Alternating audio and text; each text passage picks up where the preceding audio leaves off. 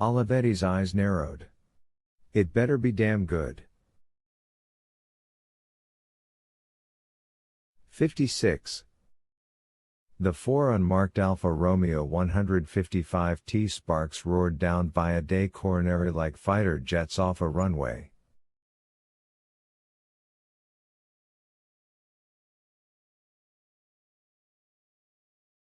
The vehicles carried 12 plainclothes Swiss guards armed with Cherki Pardini semi-automatics, local radius nerve gas canisters, and long-range stun guns.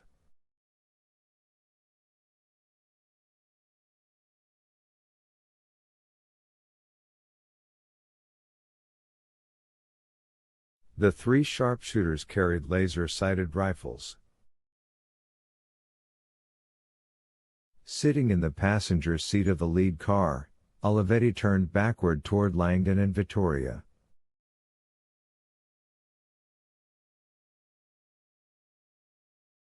His eyes were filled with rage. You assured me a sound explanation, and this is what I get. Langdon felt cramped in the small car. I understand your... No, you don't understand. Olivetti never raised his voice, but his intensity tripled.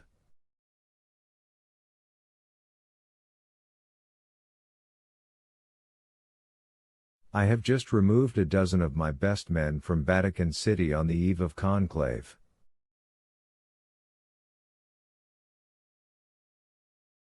And I have done this to stake out the Pantheon based on the testimony of some American I have never met who has just interpreted a 400-year-old poem.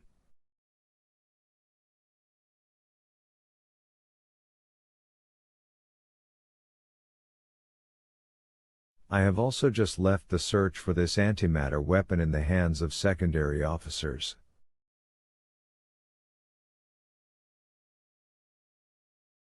Langdon resisted the urge to pull Folio 5 from his pocket and wave it in Olivetti's face.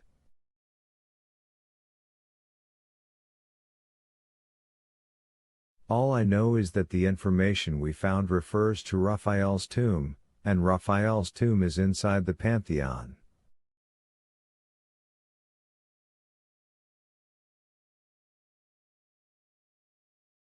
The officer behind the wheel nodded.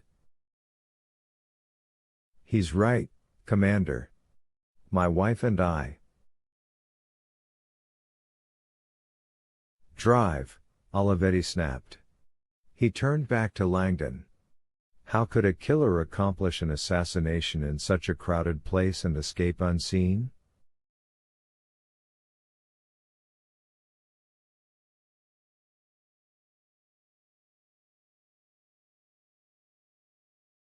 I don't know, Langdon said.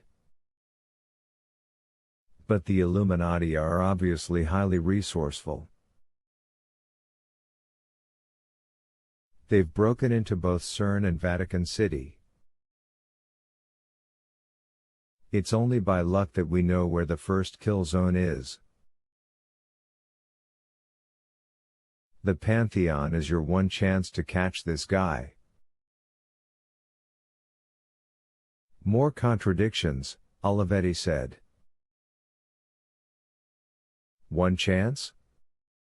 I thought you said there was some sort of pathway. A series of markers. If the Pantheon is the right spot, we can follow the pathway to the other markers. We will have 4 chances to catch this guy.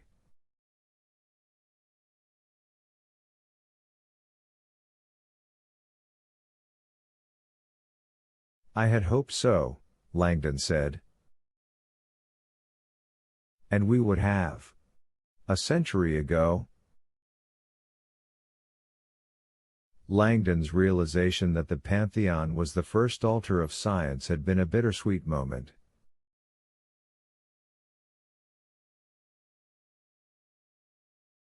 History had a way of playing cruel tricks on those who chased it. It was a long shot that the path of illumination would be intact after all of these years, with all of its statues in place, but part of Langdon had fantasized about following the path all the way to the end and coming face to face with the sacred Illuminati lair.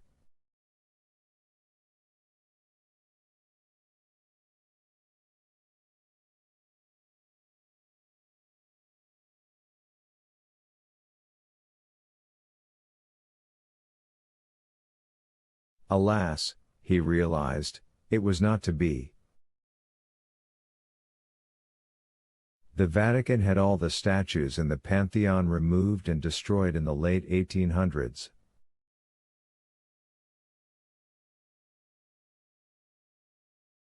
Vittoria looked shocked. Why? The statues were pagan Olympian gods. Unfortunately, that means the first marker is gone. And with it,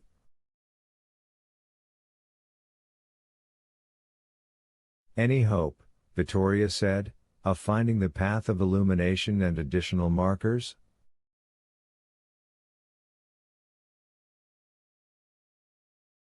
Langdon shook his head. We have one shot. The Pantheon. After that, the path disappears. Olivetti stared at them both a long moment and then turned and faced front. Pull over, he barked to the driver. The driver swerved the car toward the curb and put on the brakes.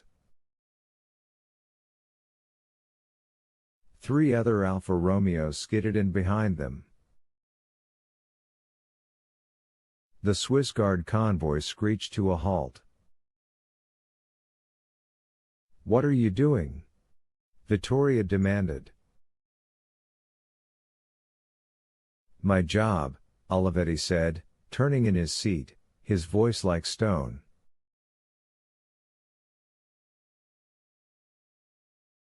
Mr. Langdon, when you told me you would explain the situation en route, I assumed I would be approaching the Pantheon with a clear idea of why my men are here.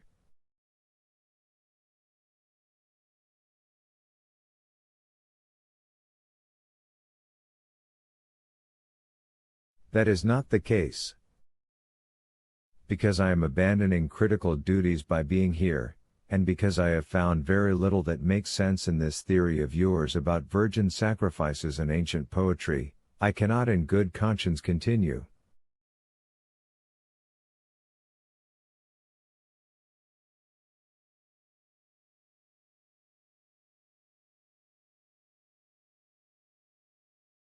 I am recalling this mission immediately. He pulled out his walkie-talkie and clicked it on. Vittoria reached across the seat and grabbed his arm. You can't.